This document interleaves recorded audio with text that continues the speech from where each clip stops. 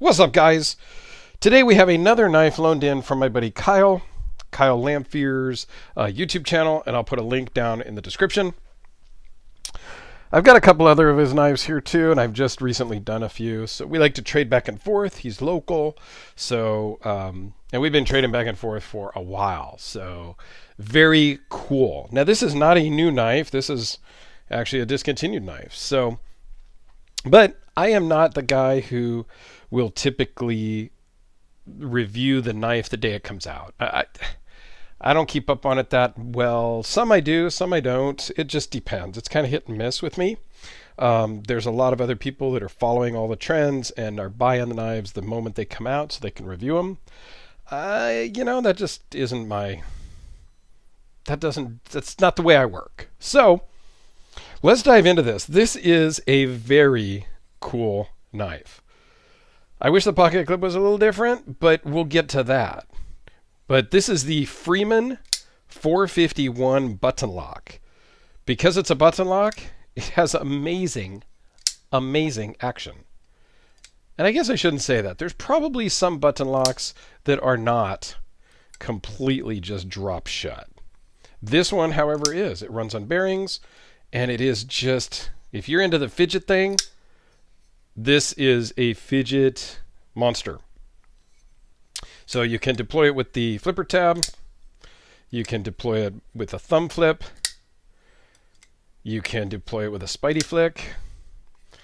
And you can, because it's a button lock, you can depress the button lock and then just flip it out. So it's, yeah, it's a cool knife. It's, yeah. Let's zoom in. We'll get to the specs here in a minute, but you will see this fluting, I guess you would call it, on the blade. Yes, you can feel that. This is absolutely ridges, which looks cool to me. I think that's a very cool aesthetic. You have carbon fiber inlay on this side. Titanium pocket clip. And again, just the blade steel on the front, on the back side, and Freeman on the front side. A little gaudy on the branding there, I will admit, but yeah, overall, it's great. The carry in the pocket is a little tall, so a lot does stick out. That's my one little negative. I think they could have done something a little bit, maybe not necessarily deep carry, but maybe standard carry, so only this much was sticking out. They could have attached maybe the pocket clip to these two body screws. I don't know. I'm not an engineer, but I can tell you that bothers me just a hair. Not enough not to buy one of these if I had an opportunity. I think they were about $250 when they were new and available on the secondary. I don't know. But they are very cool. So let's get into some of the specs. It's just a hair over 5 inches overall. 8 3/4. Sorry, that was just a hair over 5 inches closed. 8 3/4 overall. 3.65-inch blade with a 3.37-inch cutting edge. S35VN, as we saw on the other side. Rather, not a thick blade, but standard blade at 0.157. Overall thickness is 0.582 minus the clip. And it weighs in at 5.2 ounces and runs on bearings. DLC coated blade. DLC coated titanium handles. I believe that's a DLC coating. Yeah, just really a beast of a knife. Nice finger choil that you can choke up on. Lanyard hole if you so choose. I don't run lanyards. I'm not a lanyard fan. But I do kind of like the fact that it's, black with just the, stainless looking hardware and the stainless spacers. I think that all works.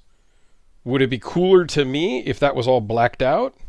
Blacked out button, blacked out hardware, blacked out spacers and clip? Yeah, that would be more my style. But all in all, it's really cool. Now, it's not super thin behind the edge, and that's what a lot of people have complained about, but I'm okay with it. It seems to be a good user, and I think it looks really good, feels okay in the pocket. I wish, the only thing I would say is the clip was a little bit different, would make it a little more appealing to me. So let's do a couple size comparisons here. You got your Sharpie. We got your Spyderco Delica. We've got the Holt Spectre. I thought I had a couple other ones here on the table, but I think I moved some stuff around. The Holt Spectre. And because I just can't stop fiddling with this one, the Red Horse Hellraiser. Somebody made a comment on one of my other videos.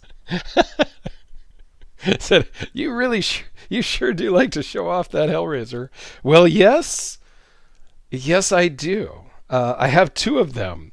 I have this one that I bought the moment that they were released. Well, not the moment, but I was watching Jim Skelton's video, and I paused it. I ordered this, and then I finished watching his video. And then a viewer gifted me a black-bladed blue marbled carbon fiber. I think that was a Blade HQ exclusive. So, yeah, I absolutely love these knives. I would. There are a couple different colors that I would consider getting just because I think they're really fun knives. So, and these Freemans are pretty cool. If you could pick one up on the secondary market, I would recommend it because it's just a beast.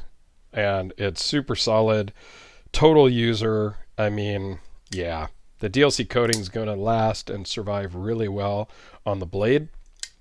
So it's not going to mark up too much as PVD might. DLC is going to have a better finish, in my opinion, than PVD would typically do. So let me know what you think. Thanks again to Kyle for loaning this one in. Go check out his channel, please. Go give him a sub. Go give him a follow. Check him out on Instagram as well. And stay tuned. We'll see you tomorrow on the next one. Thanks, guys.